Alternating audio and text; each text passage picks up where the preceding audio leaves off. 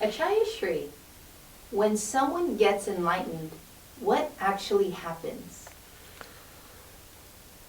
Enlightenment is something you cannot describe in the words.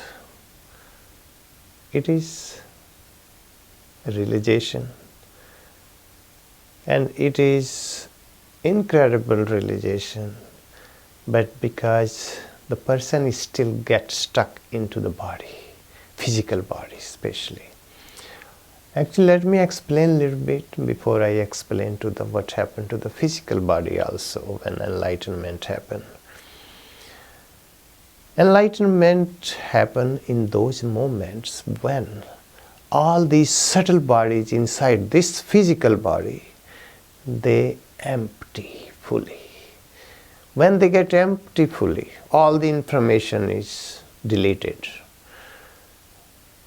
And that is the time that when they are about to empty even, the enlightenment begin to circle around this physical body. And they circle like they want to, just the infinite knowing, want to enter into the physical body. But physical body cannot take it. That's why those moments are very critical. Most of people, they cannot take it.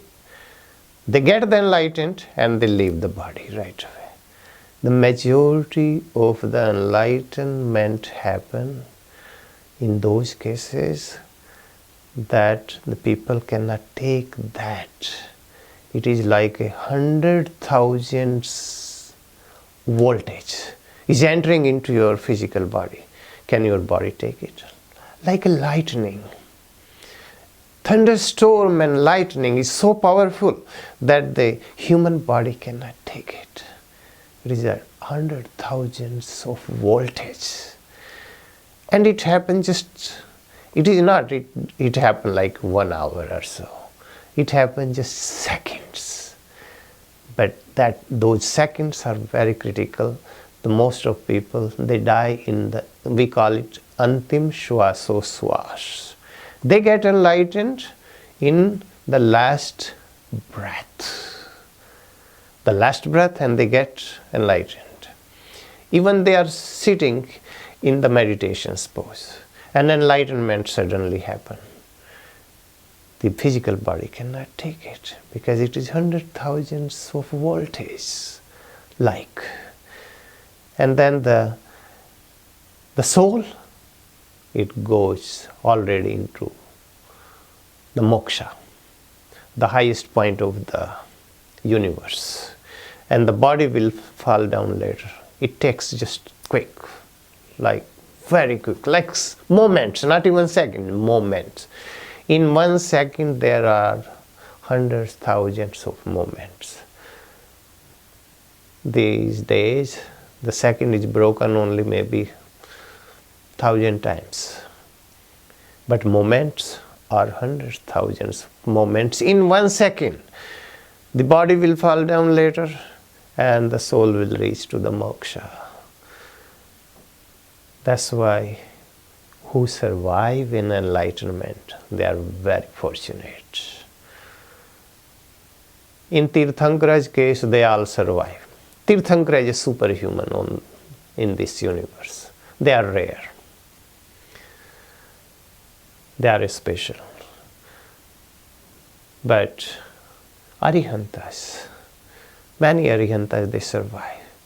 But you can count them still Arihantas. It is not like a countless Arihantas in one time. No, it doesn't happen. Because most of Arihantas, they take the last breath and they leave the body. I give an example. In this beginning of this era, the first lady entered into the moksha. Actually, she opens the door of moksha. It's not the man, it is the woman. It was Adinath, first enlightened master's mother. Her name was Mohra Devi. And Mohra Devi was sitting on the elephant. And suddenly her attachment with her son, with her enlightened son, suddenly diminished, suddenly finished. And as soon as she realized that, just hundreds, thousands, voltage entered in her body and her soul. She took the last breath, but she got enlightened. But she couldn't take it. She left the body right away. But Tirthankaras, mostly, Tirthankaras case, it never happened. They always survive. That's why they give lot of enlightening teaching to everyone, like Adinath did. People don't follow. Same way Arihantas, many Arihantas survive. They are fortunate, very lucky that body can survive. That's why people have misconception of enlightenment. They think enlightenment just sitting in meditation and suddenly light will enter and it will just infinite knowing will enter into your body and you start preaching. That's what their concept is. They are fully wrong. Enlightenment is not that. After enlightenment, if somebody survive, yes, they might laugh. Why they laugh? Because they don't find anything new. They laugh because they know that what was illusion. I was in illusion all the time.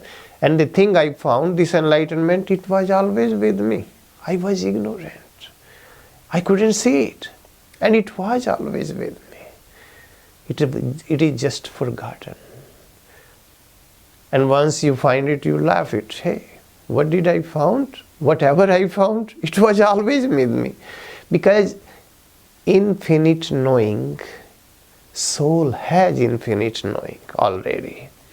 It is just a dark, we are blind, we are just kind of karma blocks us not to see it. But it is there. It is like somebody put the pencil on the ear and they are asking, can you give me pencil? I forgot where I put it. And they put it in the ear and it is fully forgotten. Because it is with you, the pencil, but you are searching everywhere. If you have to search, you have to search inside. It is right there. Infinite knowing, the soul is source of infinite knowing. It is the very nature of soul, infinite knowing. So where enlightenment will come? Nowhere. It just pops up. When it pops up, person cannot take it. That's why they die. Most of enlightened person, they die. Who survive, they teach. And that's why it is a source of learning if they survive. That's, I tell people, like in this time, is you can count on one hand how many enlightened person on this earth. I'm not talking in the universe, there are many. But on this earth, you can count on one hand. So it's very limited because it is very difficult to survive. So enlightenment is beautiful. It is not coming from the outside. It is with you. Just, it is like the curtain is open. When curtain is open, you can see through everything. When curtain is blocked, it is like a cloud. It is blocked. You cannot see anything. And that curtain will be open only when these your enemies, your subtle bodies, and they're full of karma, full of information.